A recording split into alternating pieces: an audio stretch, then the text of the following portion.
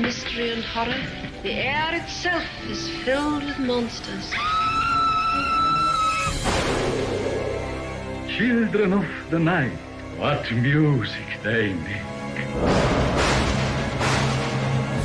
He's alive! He's alive! Well, hello, all you monster fiends. Thanks for joining us for another deep dive, factoid-filled episode. Actually, no, it's not. Lies. Today's episode is all about getting to know us, but we do on a regular occasion explore Hollywood's most famous monsters. Pulled it back. I am your master of ceremonies, Sam, and I'm joined, as always, by Dan from Bleading Marvelous. Say hello, Dan. Hello, Dan. Why? Yes, today is just a relaxy, getting to know your hosts and all of their favourite monsters. I'm really sounding Geordie right now. All of them favourite monsters and horrors. So I'm not even going to do the disclaimer because it's just us talking about what we love. And if you don't like it, that's fine. You don't have to tell us. No, you don't. You don't. But it's fine. But you will. So, most likely. So yeah, it's just to get to know you episode. We just want to have a relaxy time. Dan's had a hell of a weekend and I've got one coming up. So we thought, why not just sit and chill and just talk? Let's just talk. Let's get it all out there. So let's start off with, what is your favourite horror, Dan? Oh no, how did you get into horror? There we go. Right. God, that's a good question. I was about 8 and I was at a sleepover at my friend Kirsty's house. And I can't remember whether her mum had left us with a babysitter or she'd gone out with my mum because they were best friends. And we put on The Burning. The Burning. The Burning. Wow. So this was like 1988 we put it on. And I remember watching it thinking it was the most bizarre thing I'd ever seen, a guy with some garden shears going around like killing everybody. And it was just, so I seen that before I saw Jason, before I saw any of the like camp movies. So that was my induction to horror. And I was just so curious about like what the bloody hell that was that I just watched. Yeah. So I slowly got like sneaked films like House of Wax, Reanimator, the original House of Wax. Wow, Reanimator, yeah. That is a one. That was definitely one. And then we were told by under no circumstances were we ever allowed to watch Michael Jackson's Thriller full video because we might be too scared. And I remember watching it for the first time going, what the hell? This is all it is? And, you know, and because you've been conditioned to watching all those other films, I was like, this is nothing. It's just a zombie. I don't really care, you know, not to take it away. But at that point, I'd slowly started to become a little bit acclimatized to horror, you know. And then I sort of, I've never been a jump scare kid anyway. I've never been someone who's got like really jumpy over stuff. I'm a jump scare adult. Unless it's like a surprise thing. That's the only time you'll ever, which I know is what a jump scare is. But I mean, like, say, I'm not scared of spiders, snakes, anything like that. But if there is a spider on my shoulder and I turn around and I didn't expect it to be there, I'll jump. You know, I'll go, oh, but I'm not actually scared of said spider or something. It's a weird thing. But yes, I'd never been sort of scared of the films. I just found them fascinating because at that point, all you'd seen was like Care Bears the movie and Transformers the movie and Fraggle Rock. Do you know what I mean? They were the standard things that I'd grown up on. And then there was light. Yeah, exactly. And then there was this whole other thing. This whole other world out there. Yeah, you don't go near that. That's bad. But it was better because it felt different to watch. So that was sort of my early induction, and then the older I got, the more films we sort of sneaked and watched over the years. And amazing horror was always the one. Hide and you did. Well, yeah, but horror was the one I was gravitated back to. Like, tried to watch Conan, you know, the Arnie one, and Yeah. I just remember watching that thing. Everyone's going, "Oh my god, this is so good!" And I'm sat around with all these grown-ups and kids, and I'm just like, "Does he cut someone's head off? Where's the gore? There's something more going." I mean, yeah, there's a lot of sword fighting and things happen, but you get to that condition in your brain where you're like, "It's just not enough. I need more." But it makes it sound like I had a bloodlust, which I didn't. But like. I don't know, I just loved watching horror films. Like, I never had any urges to go out and kill next door's animals, or like I didn't get dropped on my head as a child, or there was no serial killer vibes going on that I was aware of. But like, it was one of those things where it just made me feel calm and relaxed watching them, because it felt okay. Which is so fucking weird when you say it out loud. It is, but I totally get what you mean. I am the type of person who can fall asleep to horror movies because of how relaxed I am while I'm watching them. My story is pretty similar. Well, I was the same age, and if people have listened to the Sunday podcast, which I hope you have, they'll know mine. But I'm just gonna quickly gloss over it. I have a friend who I still have to this day.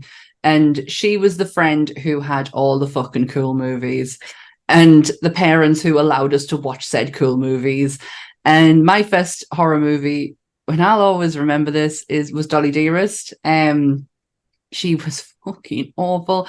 She scared me so badly that I had to, I was climbing into bed with my mum and dad just to not sleep in my room. And they would find us on the floor, on the bottom of the bed, like anything just to be not alone. But once I got over that and realized it's been a few weeks now and nothing's happened, then maybe this is okay. And after that, nothing, like, don't get us wrong, I've never owned baby dolls because of her. I'm not a big, like, for all, yes, I have my living dead dolls, and I've been collecting them since I was about 17 years old when the original line first came out. But I've never had baby dolls and prams and stuff like, no, I'm not into that girly shit, never have been. But once I realized nothing was going to happen, nothing had happened, I was like, oh, what more can we do? And that's when it just fucking exploded. And I was so desensitized based on that one movie. It was glorious, just such an education. But like I said to you, like the other day, I think we covered this in the last podcast. I was a big reader of horror as well. So see, that's one thing I never did, but that's just my dyslexia and how bad it was at the time. So I was always right. This is a really weird thing, but it's true. I was above every other kid in my class for reading. I could sit. I was like 3 or 4 levels above all the other kids, because I was reading, like I said, I was reading The Hobbit, I was reading Misery, I was reading any Stephen King book I could get my hands on. I was reading it. But when I got to college, so from the age of like however old I was when they discovered that I was reading those books, about 10 or 11, I think. So when I got to college at 17, they told me I was dyslexic at 17. And I was like, how the hell am I dyslexic? Because I know, like I can read, I can pronounce words. They were like, yeah, but your spelling and your grammar and your punctuation is absolute dog shit. And I was like, you've got a point. It's disappeared the older I've got. I still am a bit rubbish at punctuation or putting full stops, putting capital letters in, but so mine was pretty bad. Mine's reading, spelling, but it is now as much, because in the 90s we didn't know too much about it. Yes, I got tested, but nothing happened. Like, no, I didn't get any help. Like, nobody knew what to do, but my mom did. Yeah. My mom was really clever. My mom made us read to her every night for an hour, and it didn't matter if I understood the words or not. I just had to say them. Yeah. And put sentences together. It was so bad, but because of that, I'm going on right tangent here, but with dyslexia, what people don't tend to understand is how much it has effect on your brain and on your actual, like, how you are. I can't read a book for too long because of how hard my brain is working to read them words. I get so tired. So I was not a big reader. See, I brought it back around. I was not a big reader back in the day because I would get exhausted, like But just that's where from I found reading a my few comfort. pages. Yeah. That's so crazy. But that's how different. Like dyslexia is not. It's not one. What am I thinking of? One thingy fits all. Yeah. Like it's different for every single person. One of my friends, actually, I'm going to do a quick plug here. Sorry. One of my friends, he's just become co-host on a podcast called Be More Super with Brian. My friend Fudge, Dan Fudge, he basically said he gave me the title when we used to work at Butlins together as the only person who could fill out and get a crossword entirely correct but spell every word wrong. Amazing. I was quite proud of myself for that. I know it's something you should be. No, I think that's brilliant. I'll take that. I think that's absolutely brilliant. But yeah, I wasn't a big reader back in like Sweet Valley High. Knock one of them out because it's easy reading. It was big letters. Anything with big letters, big wording, I was fine with because it wasn't too strenuous. But yeah, Sweet Valley High, knock them ones out. So, like, if you were to say the one film, not Dolly Dearest, not like your introduction to movies, but when you were growing up and you discovered it, what was, say, the first sort of 5 years of getting into it? What was the film you'd go back to? Because there's always a film. Yeah, and People Under the Stairs. People Under the Stairs. I fucking love that movie, and that's the one I would go back to over and over again. That was really quick to answer that. Like I knew straight away. That's Craven, wasn't it? People Under the Stairs. Yeah, People Under the Stairs. I don't think I've seen that in years. Oh, there's another one as well. So we knew it as a movie called Ouija. I think it's because we generally didn't know what the title was, but it's Witchboard. Oh, right, yeah. Yeah, it's from the 80s. It's got her from the Van Halen. Is it Van Halen? The Van Halen video? Yeah, the lingerie lady. Big red hair. It's got her in it, and it is horrific. Absolutely horrific. But that was one of our, especially growing up, that was one of our go-to like sleepover movies. That's what was going in, was Witchboard. As for me personally, it would always be People Under the Stairs. But Witchboard was, and I put it on not long ago. Fuck me, it's terrible. It's so bad. What was it? David was the guy in the Ouija board. It was David, and he was the demon. I think I have only seen that film like once, and it was probably in the it's enough. late 90s, you know, like, and you just think to yourself, right, that's, yeah, well, we've seen that one. Let's tick it off, move on to the next. Oh, it's horrific. What was yours? I think I had two. Definitely one of them was Child's Play 2. It was just something I'd go back to watching. And I don't know why. When you look at Child's Play 2, it wasn't fantastic. It was good. It was okay. It was good. But I think it was probably the only thing I'd managed to tape off telly at that point. Because, you know, with your VHS and you put it in and record and sneak it back upstairs. So my mum didn't know I had it on VHS. You had written on it like something, Saved by the Bell. Probably, knowing me, it probably said Fraggle Rock or some shit on it, or Grain Chill or something. But my other one was, and I don't know how it sits, so I'm a bit sort of like, is this? I'd say it's a monster movie, but technically it could be classed as a sci-fi musical as well. Little Shop of Horrors. Oh yes, it was my go-to, like, constant happy movie, and I know. It is happy in all the respects of it, but it really isn't. When you look at it, domestic violence, a cannibalistic plant that's being fed people by a guy who's killing them for a plant to eat, or at least subduing them for the plant to eat.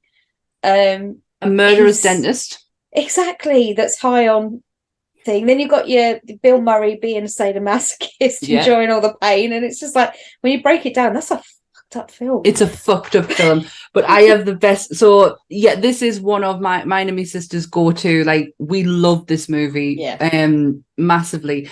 And she used to, when I lived in the flat, she used to come over on a Saturday night and we'd have a drink, and I says to Anth, can you get us Little Shop of Horrors? Like, so I can watch it, because I didn't own it on DVD or anything. I think I still have our VHS somewhere. And he got it, and we're just sitting, and because we'd seen it a million times, not really like paying too much attention to it, sitting having a drink, and then the ending happened. I knew you were going to say this. And the ending happened, and we just went deadly silent and went, I've never fucking seen this before. What the fuck is happening? Exactly what I did when I saw a different cut, because I was always used to seeing. Oh yeah, the happy ending. Yeah, I always saw the one where Seymour got married with Audrey, and they ran away, they run off into the house, and that's the one I saw. And then when I say recently, within the last, I knew of an alternative ending, but I never watched it. I'd never seen it, and I streamed it off one of the streaming platforms that it came up on, and then there was all these Audrey 2s taking over the world, and big, and I was like, what the f- is this about? Seymour gets killed. Yeah, eaten. Audrey gets killed. She gets killed. She's gone. They're both dead, and the plants take over, and the plant wins. And me and my sister are sitting there going, "What the fuck?" And then I was like, "We need to ring Mum. We need to tell Mum that this exists, and I have it." I was exactly the same, but I knew the happy ending, so it was one of those films that, like I said, it was like a comfort thing. And for me, I don't know if a lot of people know this, but this is a random fact, and I'm sorry, I know we won't do factoids, but it's popped into my head. That's what we're all about. In Little Shop of Horrors, when you've got the doo-wop guys singing next to the shop when he's explaining about how he got Audrey 2, the total eclipse. Oh yes. Danny John Jules is one of the swing guys. Yeah. I did not know that. Yeah. Go back and watch that scene, and Danny John Jules. Yeah. I know one of the doo-wop girls is her from She used to be an American like sitcom program with one of the Wayans brothers. And In Living Colour or one of those? No, something with children. I don't know. Someone will be screaming it in the comments at some point. But it was one of the Wayans brothers, and I was like, oh my god, that's her. I do love Little Shop of Horrors. By the way, we will be going, the majority of the things that we'll be talking about tonight, the likelihood is we'll be doing an episode on and giving you so much more facts. We're just talking about what we fucking love right now. But Little Shop of Horrors is a good one. Do you have like an all-time favorite monster? It's like naming your favorite kid, if I had any. I'm one of these people who can subgenre until I get like a top 3 of that one and a top 3 of that one, because I cannot commit to an absolute, because it would change too much.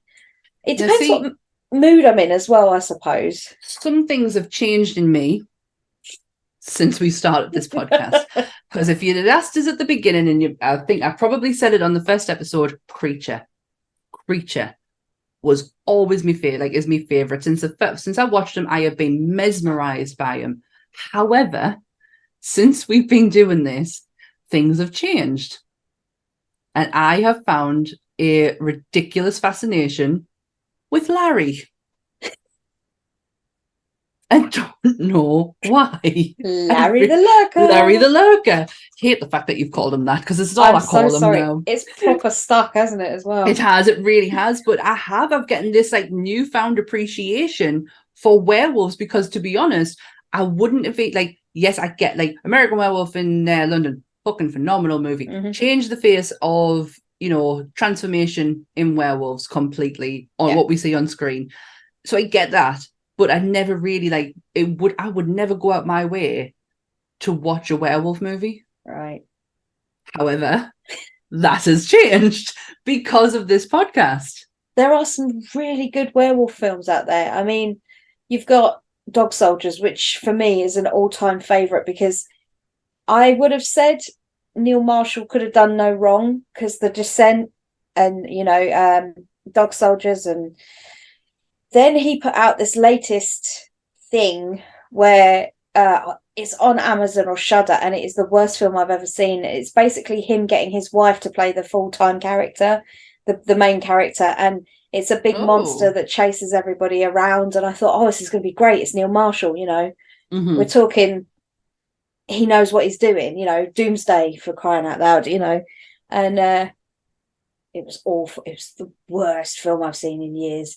But Dog Soldiers, going back to that, was like I got Sean Pertwee to sign my DVD of Dog Soldiers when I first met him, and it's like it's one of my favorite things. And then you've got like obviously the Underworld movies, franchise, whatever you want to call that, the 57 films that came out of the back of that. Which coincidentally is Patrick Tatopoulos. Yes, he did all the makeup, didn't he? He is not a makeup artist. He is a makeup concept artist. Yeah. So he doesn't technically do, which I only would Face Off fans. Yeah. So because he married Mackenzie. Yeah, he did. And that's the only, I was like, oh, right, okay, so you can make a job of just being a concept creator, but not physically do the makeup. And I was like, how could he sit there and judge people on the actual makeup side of it when all he does is draws what he would like to see? That person then has to go in, and it annoyed us. Sorry. No, I don't blame you. I completely get it. But then I will say one of my all-time favorite 80s movies is up there. Like I have loads, but Teen Wolf, fantastic werewolf film. I mean, it's so bad now when you watch it back, but it doesn't matter, because where else would you ever get a kid turning into a werewolf mid-basketball match and everybody just carry on? No one was all that bothered. I'm trying to think of some other ones, like The Howling. So I have a list made up because obviously, like I said, I would never go out my way. Yeah. Dog Soldiers, I remember seeing at the cinema. Yeah. Couldn't tell you what happened. Generally couldn't tell you what happened. I am one of these people who have to watch things multiple times for it to stay in there. Otherwise, if I've seen it once, I've not seen it. It's the practical effects in Dog Soldiers and the humour, because at that point we were being spoon-fed all the American werewolf movies. It was like this. And I think when Dog Soldiers came out, it was roughly around the same time as Underworld. So Underworld was a high-budget, British-ish vampire/werewolf movie.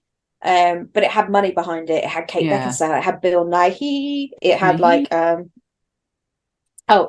Michael Sheen. So many, and that's where him and Kate met before they got married, which still blows my mind. Yes, to this day. And they have a child together. Yes, how? How? You look like my mother when you did that, by the way. The whole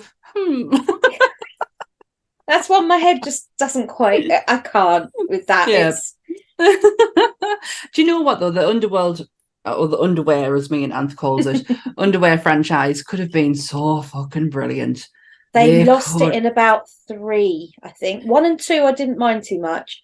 But then when they started banging out Rise of the Lycans and the more newer ones, and they were just so CGI dependent, and it just lost that whatever it was that it had. They had this whole hybrid vampire werewolf and they just completely blew it. They didn't go anywhere with it because all people wanted to see was Kate Beckinsale in fucking lycra. But I'm not complaining. I mean, it wasn't unpleasant to look at, I've got to be honest. But, She made me want to go on a diet. She made me look at buying PVC leather outfits and then realising there's not a fucking hope in hell I'm getting into that mind. But, It's not the getting in, it's the getting out I worry about. Be like Ross from Friends on that episode where he makes the paste. He makes the paste with the trousers.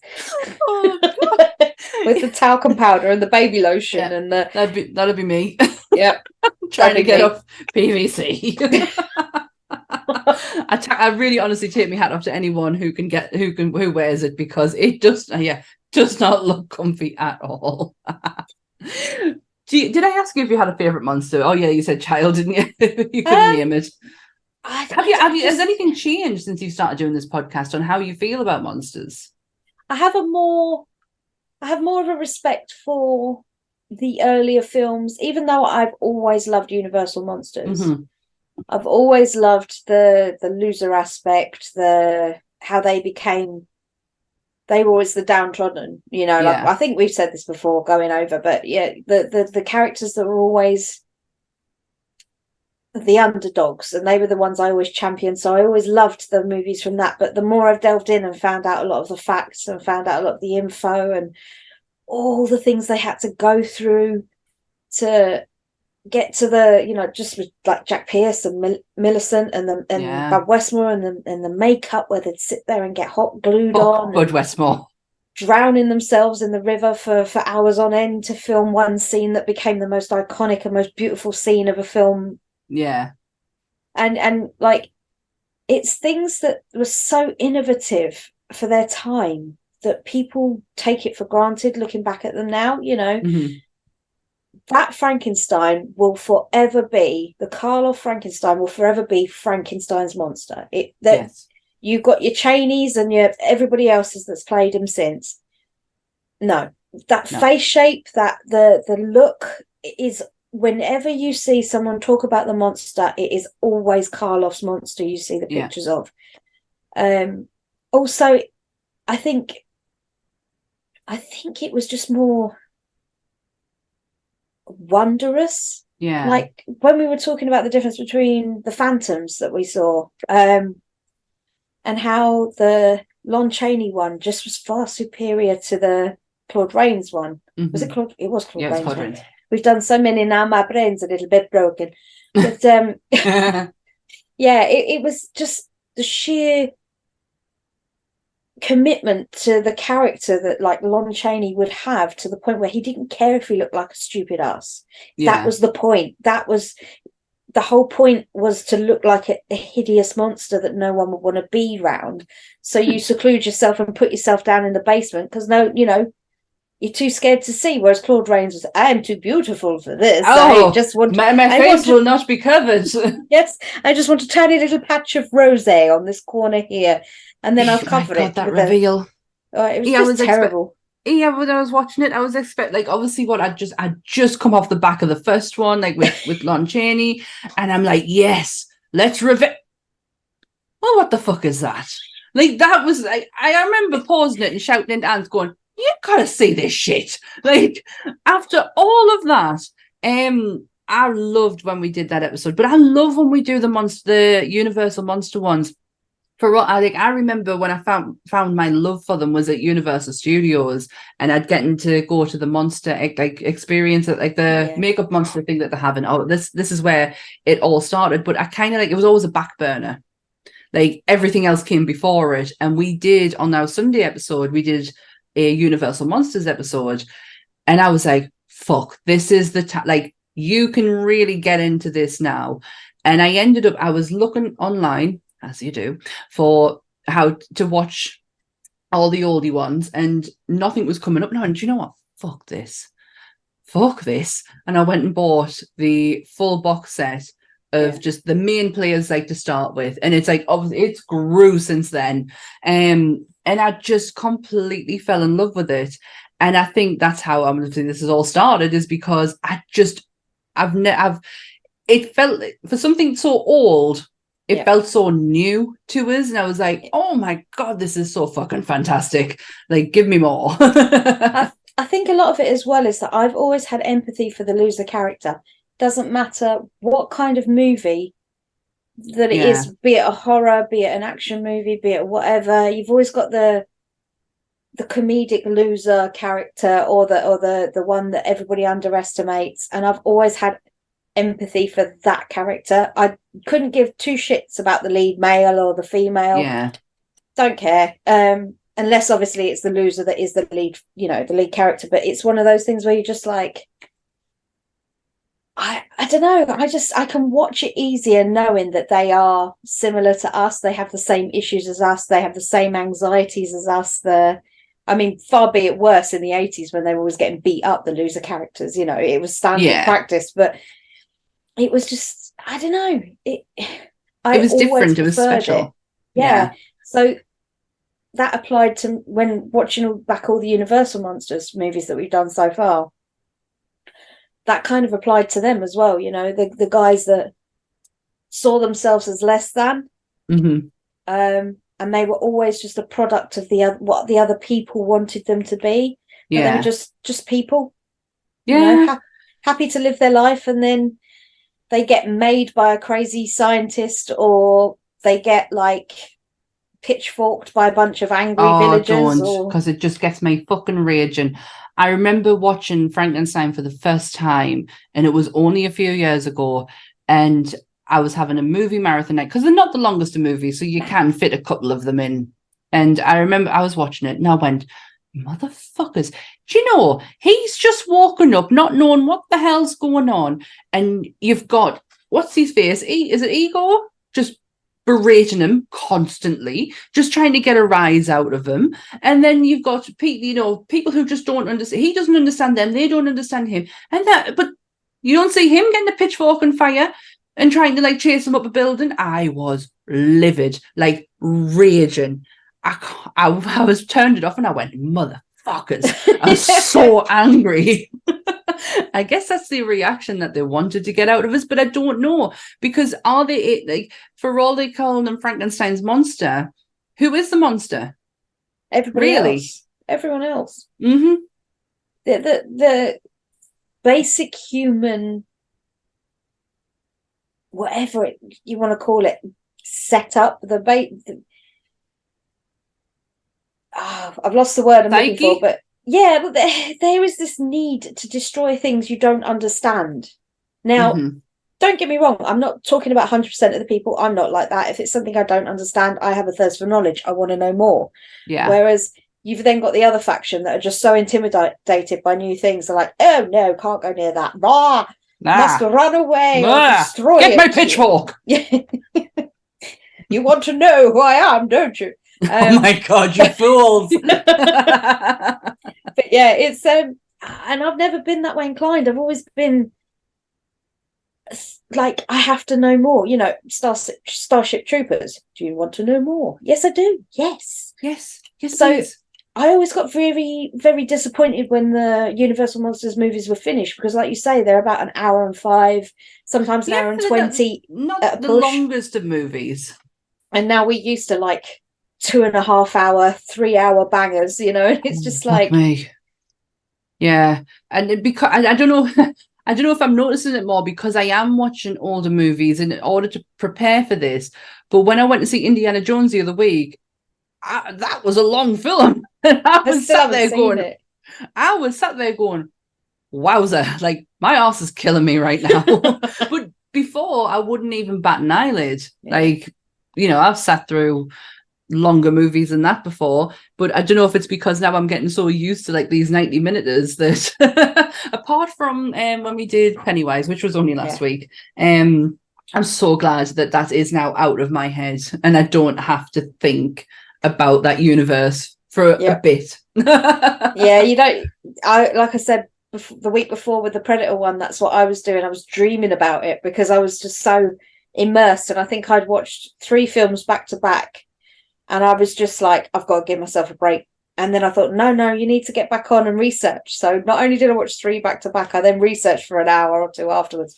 And I should have just let it be because the dreams were bizarre. But you did me proud and you saved my arse on that one, because I was at a busy weekend. And I think it was like when I finished work one night and Anth was like, shouldn't you be doing some research? Haven't you not seen Predator 2? And I was like, fuck you, I want to go to sleep. Don't make me feel guilty. How dare you? He was like, well, you're just gonna let it all fall on Dan's shoulders, are you? Yeah, that's fine. Just for this one. I've got it. Honestly, it's what I love researching. Like I said, it's a thirst for knowledge, and partly because I do have a form of OCD, not undiagnosed, but it is like I love order. I have to have things in an order for me to be able to comprehend things. Like, yeah. And I am a list maker. I am the queen of lists. I have lists everywhere, and if I can tick it off, I'm happy. So like when I'm researching, I have a thing where I'll watch the films, that gets done. Then I'll write little notes during the films of things that I pick up. Then I'll go back and research those little things after the end, and then stumble upon 42 other articles someone else has written, and I pick and poke from those. And like, I don't always get to fact check. So some of the stuff I've said might be utter bullshit because I haven't had time to go back and check, but they seemed credible at the time. So don't come for me. But they haven't as yet, and they wouldn't dare. I know karate. I don't. Have you found anything in, like, have you, okay, which one have you loved doing so far? Now, we're only 9 episodes in.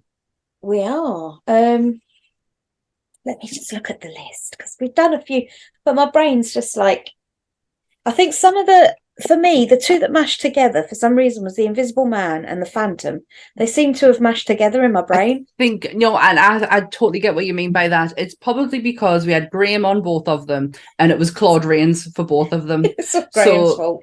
Yeah, it's Graham's fault. But yeah, Claude Rains has become such a familiar name on this podcast. Like he's. I think we've covered him though. I think there's no more we can do with Claude Rains. I hope not. I don't mean that in a horrible way, Graham. I'm sorry. Oh God. I love the creature one. I loved our first episode. It was like we come in all guns blazing. We were like, we got this. We know what we're doing. And then I think I quite enjoyed the Predator one whilst it was all in my head, because Creature was a fountain of knowledge when it came to it, and it was like things he said things that I couldn't find for love nor money, and I've been researching it for days, and so he was up on that. So that was an interesting one. It was lovely watching you two interact, and it also acknowledging that and not being like rude about the fact that I hadn't done as much homework. He was like educating me in such a great way as well. But his collection, man, that was crazy, because we got a sneak peek, didn't we, afterwards when he came offline, and wow, guy, like I think I've said this in one of my chats that I'm in. I can't put into words what I saw in that room, because it was unreal. That is a collection. I mean, I think we've got a lot of stuff, and you can't see the other side of this room. And there's stuff on the floor. Let's put it that way. But it's all going to go up on shelves. So, it's got a place when we get there. But what we've got to appreciate, every episode, Dan will give us the best backdrop there has ever been. I'll show a little bit better because people can't see it from here. But there's look at Skeletor. Look at that. That's the creep show creeper there, which you can't really see because of the shiny. But and then my mother-in-law made this little sand plaque here. That is so cool. I remember seeing that when we bumped into each other. I purposely went out my way to come find you in Newcastle. It is absolutely fantastic. But that Skeletor, when she came on, I went, is that Skeletor? Like I said, my other half is very, very into like villains and the baddies, and he has an affinity with them. I'm the losers and he's the baddies. But I mean,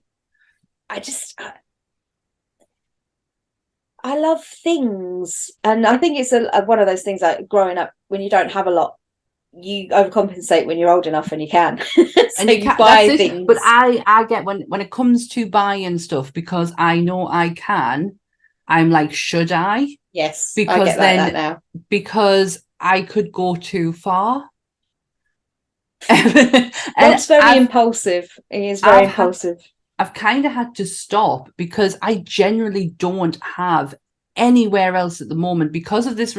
And I have been saying this since day one, since this podcast since Nerdy Up North started a podcast, which was April 2021. And I have said, oh yeah, this room's getting altered out, this couch is getting moved, all these shelving's got never happened.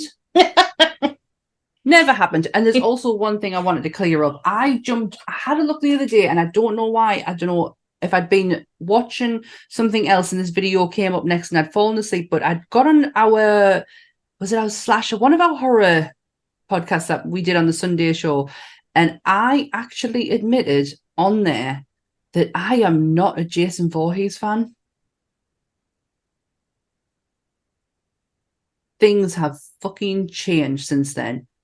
That's controversial, I was going to say. My room is literally, I've got a Jason bag to me right, I've got Jason stickers on me, I've got Jason mug, Jason purse. Like, I have totally fallen utterly head over heels from that episode to now, head over heels in love with the Friday the 13th franchise. I don't know where it's come from. I've always loved Friday the 13th, the first one. Like, I've generally have such a love for it that I didn't really care about the other ones because I was like, you're never going to top that. But now I'm like, I just fucking give me more Jason. I think that's something that we might not necessarily need, but I think when they release, I think it's coming out either end of this year, beginning of next. It's the Peacock have released or about to release a Jason Voorhees TV show called Camp Crystal Lake, and fuck yeah.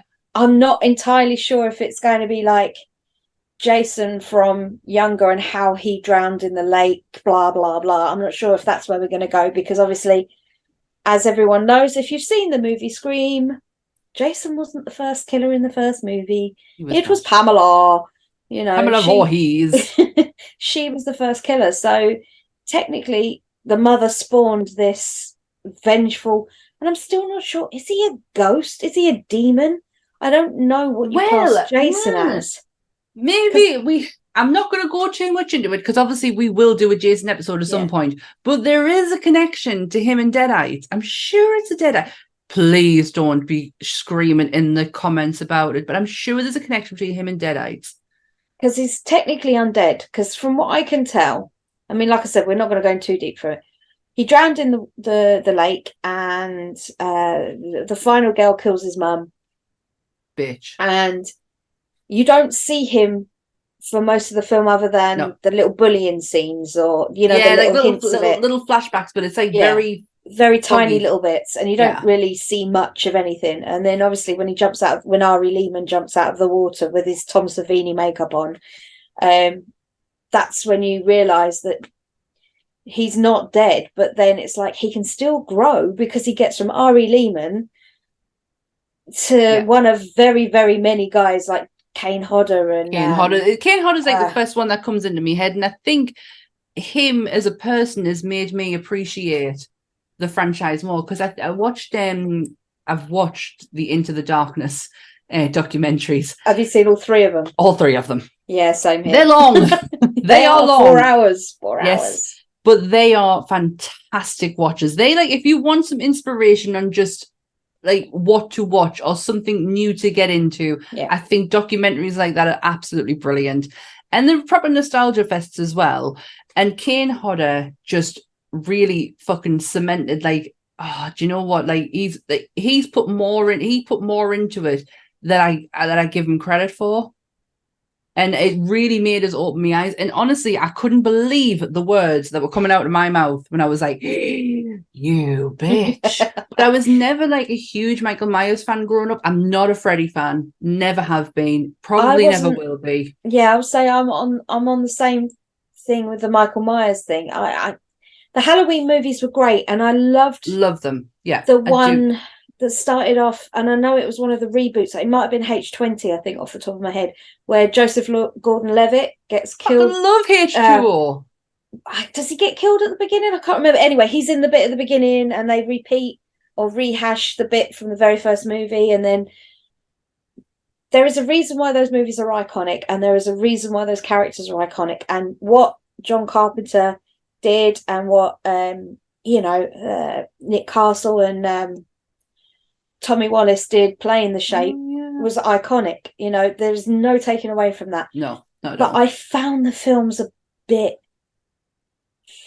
they lacked in something, and I think it might have been soundtrack looking back, which is something that John overcompensates for. If you watch like The Thing, or if you watch Big Trouble in Little China, or any of John Carpenter's other movies, they're very music heavy, because obviously he's very music himself. Yeah, like he's got his own band and everything. That's what he's been doing for the last few years. But if you go back and watch that first film, he does use music in very tense situations, but it's just very short bursts of maybe 2 or 3 bars. It's like and a lot it of repeats. Yeah, and I felt like, whilst I understand the reoccurring theme because they needed it to get into your head to make you understand that every time you hear that, that's when you're going to see him, and it's the psychology of it.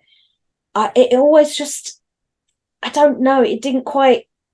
It felt a very silent movie for me, not through dialogue, but just it didn't have atmosphere. There we go. Yeah, in the same way. I do love the Halloween franchise, and and do you know what? For all the last one of the newest installments was fucking abysmal. It was atrocious. It was absolutely terrible. But it's still that first one, the 2018 one. Holy fucking shit! I love that. I love the fact that Laurie Strode went all fucking Sarah Connor and prepared herself. Like, I was living for that. I hated the fact that they took that idea and that concept, move away from Halloween and go to another one of my favorite franchises, was the Texas Chainsaw Massacre. And they brought out this Netflix fucking special where Sally came back and she was all Sarah Connor and they fucking killed her. Spoilers, everyone, but the fucking I've done you a favor, actually. Yeah, it's been out a while, so they killed her, and I was devastated. I was like, fuck yeah, like, because Texas Chainsaw is one of like my favorite franchises. I absolutely adore that. I can look at Leatherface and sympathize. That's how much I fucking love it. Well, that was the first time I'd ever seen Bill Moseley in anything. It's Chop Top in the second one. That was like it.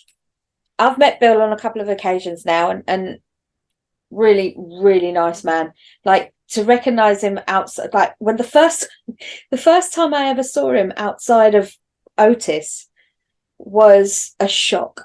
I remember, because I'd seen him in as Chop Top. I'd seen him in House of a Thousand Corpses, and then it wasn't until we got to Devil's Rejects that I had feelings I didn't know I had for Bill Moseley as Otis. I get that. Totally. Not from House of a Thousand Corpses, though. No, not that Otis. That's a different look. That's totally different. It's more Chop Toppy mixed with the Otis. It's the hair. And the teeth. No. But then you hit Devil's Rejects Otis, and it's like, hello. Well, where have you been? Hi. I'm very confused right now. You're a sick motherfucker, and I have absolutely no reason to like you on any level, but you're very pleasing aesthetically to my eyes. So what is happening? No, I totally understand that. You totally get Chop Top vibes. But just to finish my rant. Sorry. No, that's fine. Because that was a great segue. Fuck Texas Chainsaw Massacre and what Netflix did. The terrible piece of crap. Fuck what they did to Sally, because that was horrific.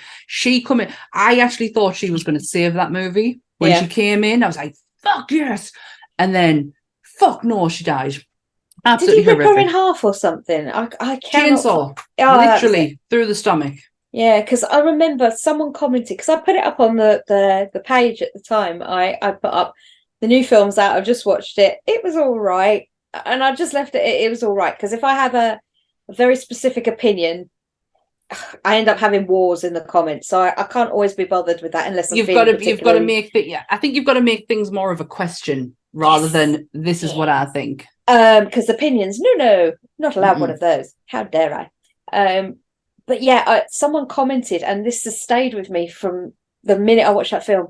There's a scene where he jumps out of the water, like literally standing, jumps out of the water and jumps on the side. He's in the broken down building, and they thought they killed him, and he just jumps up out of the water. And somebody commented underneath, he came out of that water with all the gusto of a salmon swimming upstream. And that has just stayed with me. Just the way he went, whoop, like absolutely nothing had happened. It's such a travesty. Such an amazing fucking character. Like, really complex character. And they fucked him up. And they fucked him over so many times. Like, don't get us wrong. Texas Chainsaw Massacre 2 is a shit show of a film. Terrible. But it has its moments. It's got a brilliant fucking soundtrack. The music in that is absolutely tremendous, because you spend majority of your time with a rock DJ. So even if it's not music that you can recognize, it's still not too bad. And then you got Bill Moseley, who is just perfect. He is perfect. I have a lot of time for him. I'm not one when I go to conventions to go and see people. My anxiety just can't handle that. Yeah. I don't know how I'm going to react. I don't want them to see me in a bad place. I just say dumb shit. It's fine. Don't worry. Saying that, when I met Tim Capello, I was on my best behavior. I was cool. I was cool as a cucumber, even though I was standing. And he was like the nicest person. He was so lovely. But Bill, me and Carolyn had gone to get something to eat, and if you've been to the Philova Horror, you will know food is not. There's not a big variety, and we were absolutely starving. So we went and got some chips, and we're just standing there eating our chips, and he just walks past us. He just walks past us, and I was like, all right. Like, hi, Bill. I think for me, I think where I found out how he really looked like was Repo the Genetic Opera. Oh my God, I've heard about this. This has been brought up a few times. You need to watch it. You've got Anthony Head, you've got Giles. He plays the main guy. Then you've got Bill Moseley, Paris Hilton. You've got Paul, I can never remember his surname, but he was in like Sopranos. He's every gangster movie ever made. He's been in that. Big Italian guy. Oh, yeah, I know exactly. I can picture him right now. Dark hair, large. I think he's not long left this earth, but... Oh, hang on. Savary. Yes. Mia Savari's dad. Yes. Yes. I don't even know if I'm saying that surname right. I apologise, but yes, I know who you mean. Massive operatic voice. The guy is like Pavarotti when he sings. And honestly, it's not a film I normally would have got into, but I saw everybody commenting about A Little Glass Vial. And I was like, right, what the hell is this? Let's give this a watch. And people don't realise that Anthony Head is a musical theatre actor. That's where he came from. He was Frankenfurter. I've seen him. It's Frankenfurter. Didn't know I was watching him, but I seen him. So, I was very young. And I was even impressed with Paris Hilton in that. And I have a lot of respect for her. I thought when she did House of Wax, is it 90s or early 2000s? It'd be early 2000s. I think it's somewhere in the 2000s, the remake. Yeah, it's around that genre. You can tell the time period because all the movies aesthetically look the same. Yeah. And I thought good sport because the marketing campaign was let's watch Paris Hilton die. Yeah, fuck yeah. And she was such a good sport for allowing that to take place. And I've heard she's not terrible in it. She's not. No, I mean, she played the character they cast her in well. Mm-hmm. And in Repo, she plays Bill Moseley's sister, and they're just two of the most awful people in the universe. And their dad is Paul. So if I remember right, it's been a while since I've seen it, but it's worth watching. It's got Sarah Brightman in it. Oh wow, that's a cast. It is. It's a whole. So Sarah Brightman's what gets us. The Phantom of the Opera. Yeah, it's she married Andrew Lloyd Webber, so choices. Money massive though. Choices. But yeah, she the film, that's where I saw Bill look like Bill. And I was like, that's not the same man. And everyone was like, yes, it is. And I was like, well, that is him. Yeah, that's Bill Moseley, all right. And I was like, oh my God, that's not where my mind went. I honestly thought Otis looked like Otis full time, Yeah, that long hair. They got the hair so right on Devil's Rejects, but on House of a Thousand Corpses, it was horrific. Do you know he does like albums with like Phil Anselmo and Trent Reznor? And I listened another one of my favorite podcasts who I've spoke to the guys who do it. They are absolutely lovely. It's called Tales from the Boo Crew. Right. Trevor Shand and his wife do it. They have an amazing collection. It looks like a fucking fairground in their house, but just fucking horror everywhere. Have 4 kids who just fucking live for it. Like, they love it. Anyways, they've had him on quite a few times, and I recommend listening to them because he's not just funny, he's really fucking clever. And he's really interesting. He has some amazing stories, and he talks about all these albums he's created. And I'm like, albums? Really? Yeah, it's nuts. If you go over to my TikTok Bleeding Marvelous's TikTok, a couple of years back, we had Bill do a cameo for the What? because You can tell I've not stalked your page. Once a year, I basically go to Cameo and I try and find somebody that I know is in the horror genre that would be able to do like a cameo for all the followers of the page, because I always think, well, you've taken your time out to come and follow this little twat that has stupid ideas, that puts stupid things on the internet, and it's my way of saying thank you for supporting this stupid idiot, and yeah. We've had Doug Jones, we've had Tom Savini do an entire tour of his workshop. It's on TikTok, yeah. Oh my god! Guess what I'm doing when we finish? We've had Tony Todd, we've had Bill Moseley. Tony Todd is the highest viewed thing on our TikTok. So that man, that voice, I can only imagine. He doesn't really speak like that. Fuck off. No. Do not break my illusions. That is a fake voice he puts on. He's still got a very smooth voice. His normal talking voice is very put together and very smooth, but that deep Candyman voice is. I hope we do a Candyman episode, because I was quite excited for Jordan Peele's Candyman. Grimace, but it made us watch the first one, because I've never been a big fan. I've seen clips of it and I'm like, maybe this is not that. It's not for me. But I watched it on Ready to Prepare for the Jordan Peele one. Fuck me, did I get such a love out of that I never expected to get. A feeling I never thought I would feel based on a movie that has been out God knows how long. I really loved it. I enjoyed it so much. But I did have a little bit of love for the Jordan Peele one, probably more towards the ending. However, it took me, I was staying at my parents' house and I watched it because I watch their dogs for them when they go on holiday, because I'm a fucking dog watcher. And I watched it and I rang Anne afterwards, and it took us to break it down to Anne for me to actually get what I've just watched. Yeah. So I had to talk it through. So visually, it obviously wasn't doing it for us. I had to. And that's the only reason I thought, oh my god, I think I like this.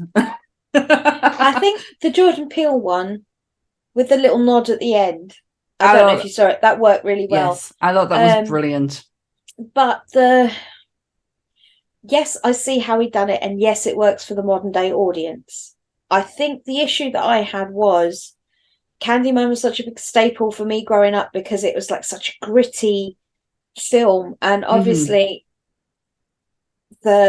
all the politics of the film being, racism and classism and all that sort of thing, and it was at a time when Cabrini Green, the way they filmed that was crazy. They actually went to Cabrini Green and filmed the whole thing there, and absolutely amazing. They were absolutely shitting bricks the entire time they were there, because they were so scared. And it was just such a political film without realizing it relied on politics. And I'm I'm never into that sort of thing normally. No, but not me. The bees in the mouth and oh my god, he really did that, and he got paid all that money per bee, and you're like, oh my god, he was not daft. No, he knew what he was doing. He knew what he was doing. I really do hope we do a deep dive into that, because I just remember when I watched it, I was like, holy shit, how have I waited? That I hate when I do that as well. When I sit and watch something that I know is a fucking classic, and I'm like, why have I waited this long? But in a way, I sometimes appreciate it, because I feel like if I watched Candyman growing up, I wouldn't have gotten the message. I wouldn't have gotten the story too well, because I ain't that bright.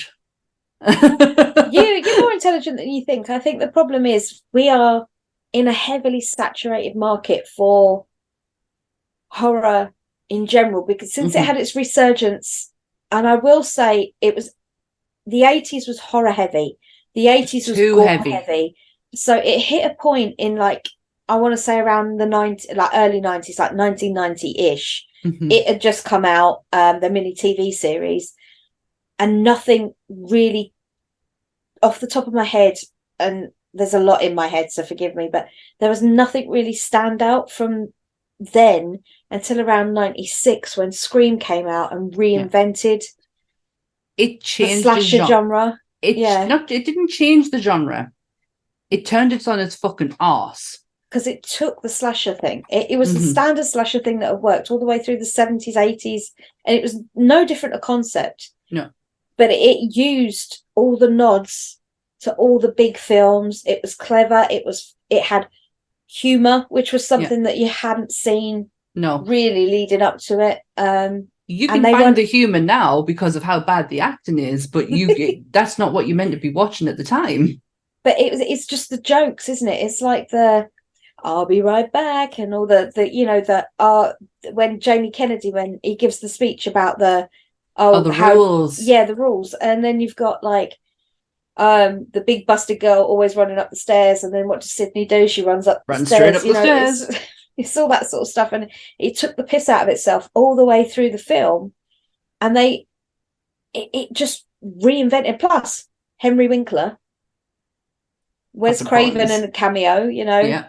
What you doing there, Fred? And he's mopping the floor in his Freddy hat and his Freddy jumper, Which at the time I probably didn't get. I wouldn't have gotten, oh, that's Wes Craven like that. But it did. It saved the horror genre. Yeah. Not just the slasher genre, but the horror genre. Everything was so over-exaggerated at that point that it was getting too fucking, people were fucking sick.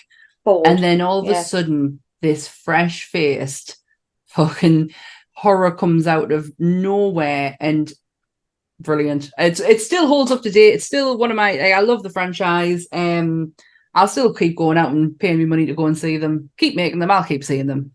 I mean, I'm still convinced Stu's coming back, so he has to. Happen. It's gonna happen. Telling you, it's what the people want. I think the thing for me is when that reignited that, it brought the whole teen Scream thing back. Now, Teen Scream only worked, I will say, for me personally, in the late 90s, maybe up to 2002, and then I think Teen Scream died. I don't think we needed anymore. No, I think you agree. It needed to revolve. We've had that. Yeah.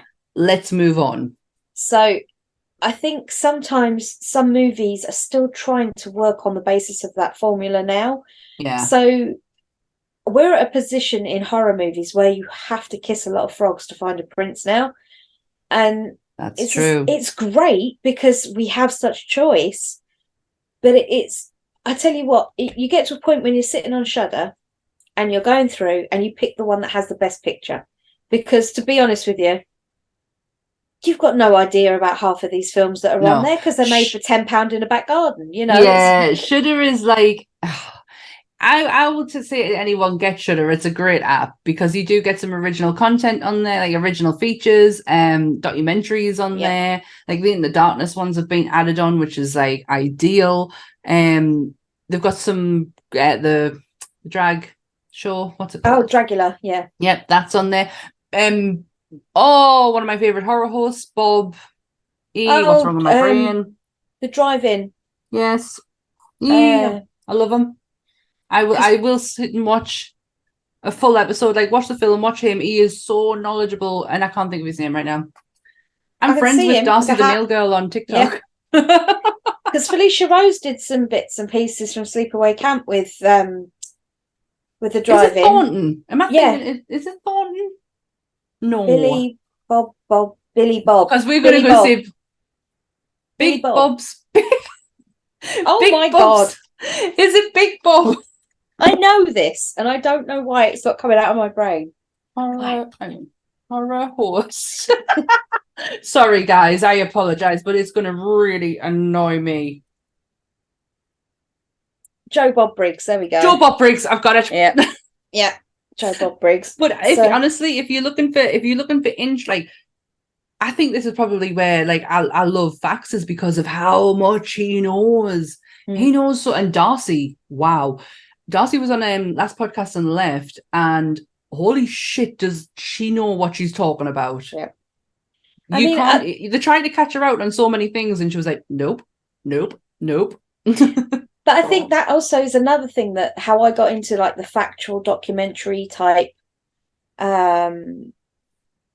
but it wasn't even that. Like when you used to watch Elvira and she presents 2 or 3 films in one tiny little show or things like that, and it was like she'd say something before that went on. Yeah, it was a pun joke, but it was always like a fact about the film, or she'd pick something that it work, and that got me into really random B movies,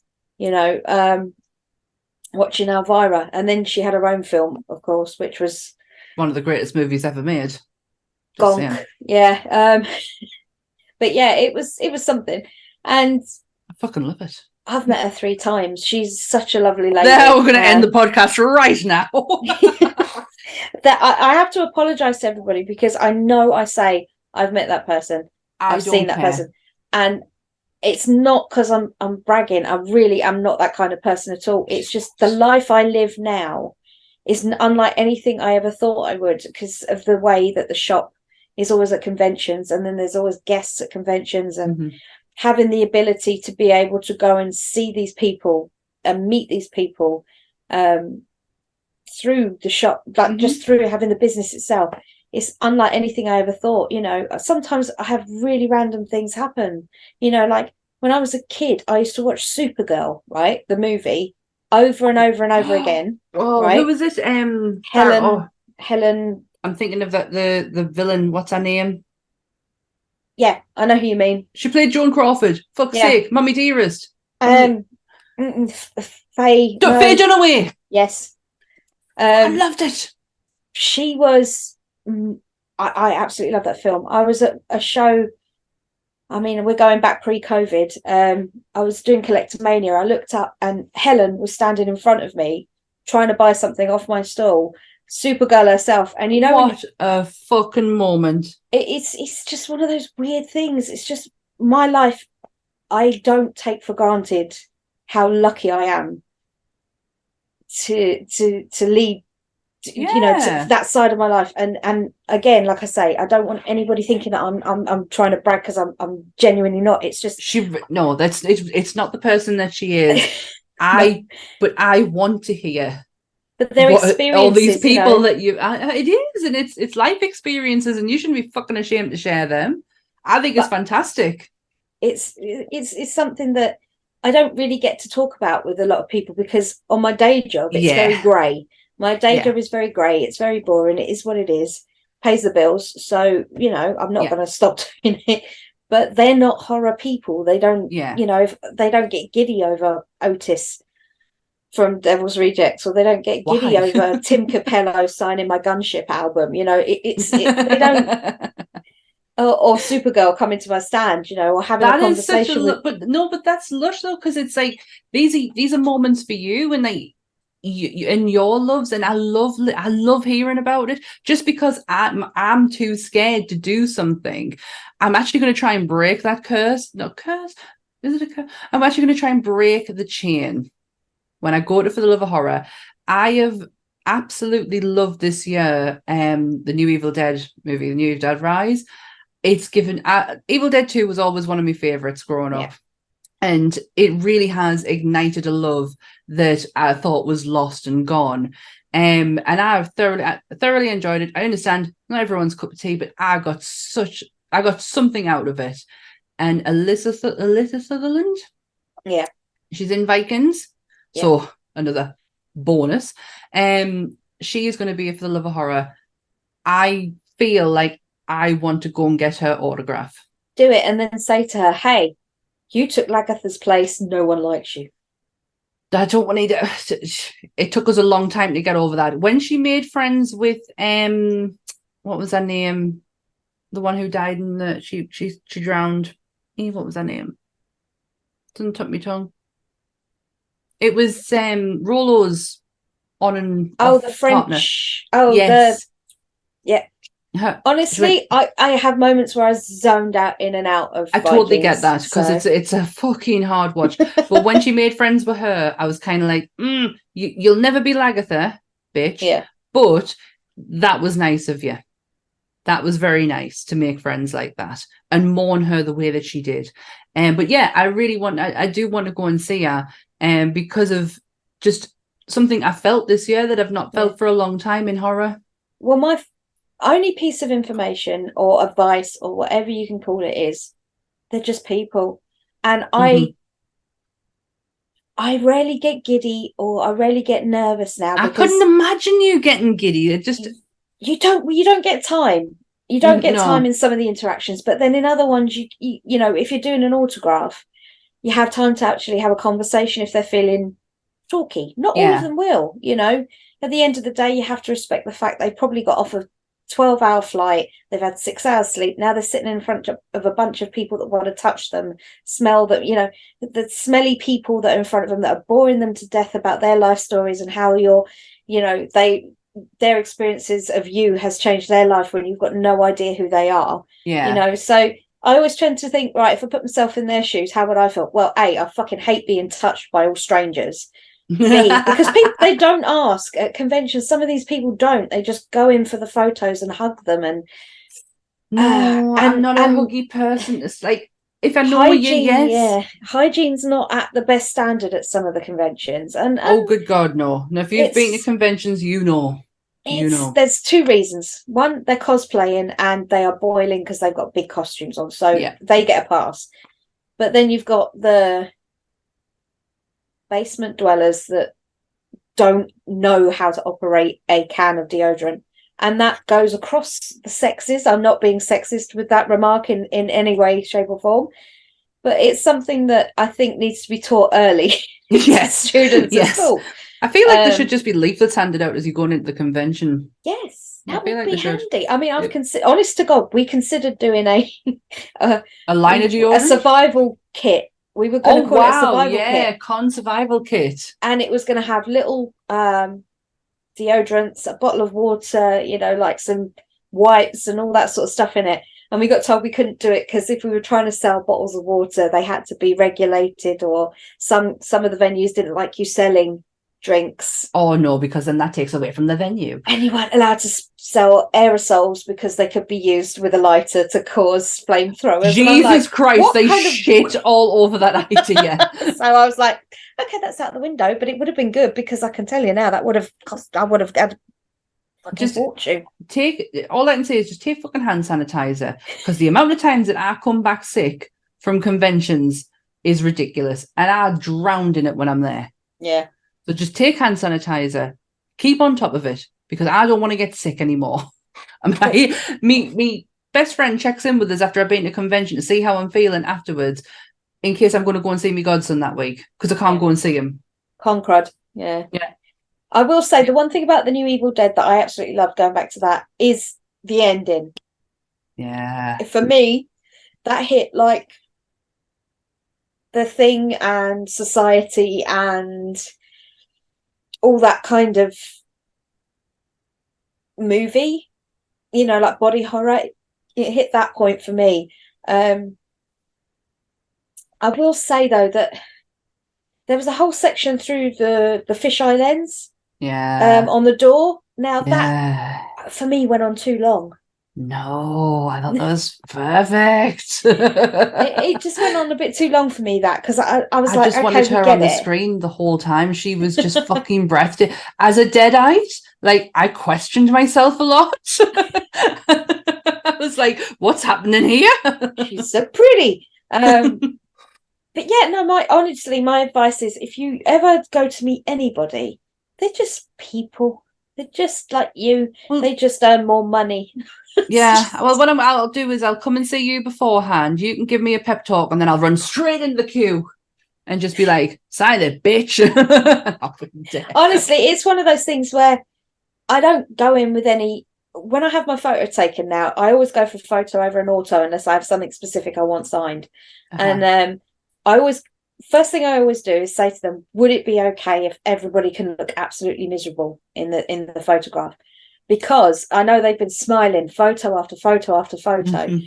And I always set myself a little bit far apart, and I always pull a funny face at the guests. Mm-hmm. Best one ever was me and Nick Frost, because he's looking at his watch and looking at me at the same time, and he's like, what the fuck is going on here? And then at Newcastle I had one with Drusilla, James Masters and Charisma Carpenter, and they all just looked really pissed off, which was fantastic. And I made it on Charisma Carpenter's stories. Yes. I couldn't get over that. Wow. Me, little old chubby me. Little old you. I was like, screenshot that shit. Thank you very much. Get that on my fucking page. But yeah, it's weird because Nathan Fillion, when I met him, he was all very much like in the photo. The only person I forgot, because I did get a little bit giddy over, was Andy Serkis. When I met Andy Serkis at Wales, I was so excited because he comes from where I come from. He was born in the village next to mine, so we have Ruislip, and then he had South Ruislip, and he was from South Ruislip. And the first thing I said to him was, "Oh, Ruislip says hello." I haven't lived there in years, but it just came out of my mouth because I wasn't expecting it.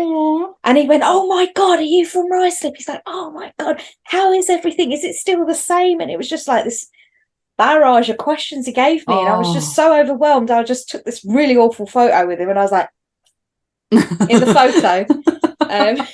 I know, but that you think that's a horrible photo, but that interaction you had beforehand that led to that face. Exactly. So even if it is the most god awful photo, like the one I had with I had a photo with Jared Padalecki and Jensen Ackles, and they're squishing me, right? The pair of them. I've got one on this side and one on this side, and they both had their arms around each other, and I'm in the middle, and I look like, "My name's Chubby," and and the photo is like that, and it is the most awful photo I've ever seen in my entire life.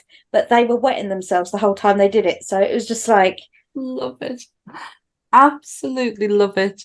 Oh wow. Should we wrap this bad boy up? Yeah, because I'll just keep talking otherwise. So. It has been good. I mean, I hope you have getting to know us a little bit more. We just wanted to have a little bit more of a relaxed episode because of hectic schedules, and someone's got a birthday tomorrow. And someone was at a con at the weekend. Exactly. So we just wanted a little bit more relaxed approach. Next week we are back. We are back with the factoids, with the fun, and we are doing, in my eyes, one of the Mac Daddies of horror. We're going to be doing Jigsaw. And I am so fucking excited to talk about this franchise, about this character. It's going to be amazing. I'm looking forward to it. I've got to be honest. It's going to give me an opportunity to really go back and watch everything from start to finish. Yeah. It's been a long time. So it has not for me. But I am happy to go back over it again. Ant's going to be like, "What, didn't you just watch this like the other week?" And I'll be yes, but now I'm doing it for research. I mean, I remember most of them, so we're good. But I think there's one or two in there where I'm just a little bit grey. It's going to be fucking fantastic. So yes, we are on Monday. So you will not have seen me on Sunday's episode because I will not be there. Dun, dun, dun. She wasn't there. I was not there. I was away celebrating my birthday. But you will no doubt have had the best time with everyone who was on there. All the Disney stuff. All the Disney, all the sparkly, all the lights and cameras and action. But yes, and on Friday you would have had a great time with Goodwill and Graham. I have no doubt they have smashed that episode out the park. It was fantastic. Absolutely brilliant. But yes, we are on Mondays. Yes. We are here every Monday for Monster Monday. Remember, like, share, subscribe. All of our details. Where are they, Dan? They're down here. Down here. Down there. And to find us on Spotify and iTunes. And if you can, please leave a like or a rating, or however they do their thumbs up kind of thing. Because when you do, the algorithm picks it up, and it just other people, other monster fans may be able to find us. All of our socials are just Nerdy Up North, and we are on all of them. Yes, so like and subscribe Nerdy Up North, and then you can find us on the Monsters podcast through the YouTube channel, and we do have our own separate podcast for Monsters Up North if you search that on Spotify and iTunes as well. So. Yes, absolutely. So what you're looking for is Monsters Up North, Trekking Up North, Nerdy Up North. Correct. What you also can go and do is give Dan's page, Bleeding Marvellous, a like on Facebook, because our content's fucking brilliant. Ding. Well, Thanks, Dan. It has been fun. I'm not ending the podcast with that mind. Yeah, let's just gloss over that. That one, no. That's delirium after a weekend at and we've both been to work today as well. But thank you so much for joining us. Thank you for listening to us, and we'll see you all next week. Stay nerdy, everyone. Bye-bye. Bye.